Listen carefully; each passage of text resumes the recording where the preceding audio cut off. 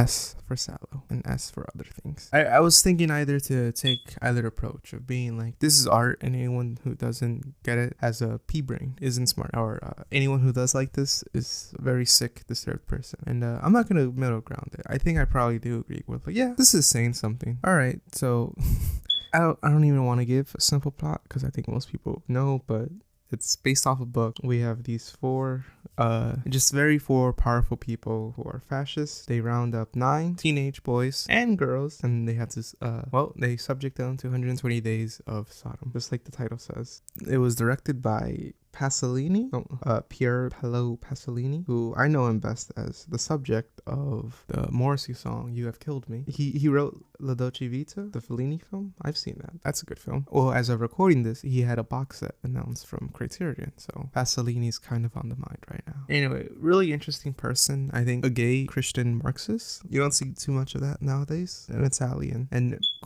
possibly murdered. His death is unsolved a little, or at least, well, we know how he died. We don't know who the perpetrator is, but unsolved murder, ran over by his own car. I think he was also in the middle of doing some stuff with a male prostitute at the time while killed. Just interesting guy. I'll probably watch more of his films. I think Saló is bigger than Pasolini himself at this point. A lot of unintentional comedy, at least for me. I found it pretty funny sometimes. I was really disturbed. I'll never eat a piece of cake again, and without thinking that, oh no, there's something inside it. I don't know, it's just hard to talk about without just saying, well, this is the part I found disturbing, or I will say the end is pretty good. The final 2 scenes, I was just like, what is going on? And if you didn't watch my Repulsion video, I talked about how my preferred way of watching kind of disturbing or intense films, mainly like horror films, or like these kind of videos where people talk about like top 10 most like disturbing films or whatever. I like to watch them late at night while I'm a little tired and drowsy. You know, if you're gonna properly critique something, don't do that. Please be fully alert unless you're gonna talk about something you've seen a million times before. It was my first time watching it, and I know a film really gets to me when 10 minutes before it's over, I don't know what's happened because I had my eyes closed for an extended period of time. I did rewind it just for this, but I wish my eyes stayed closer even longer. Yeah, the score, real quick, I will say, is great.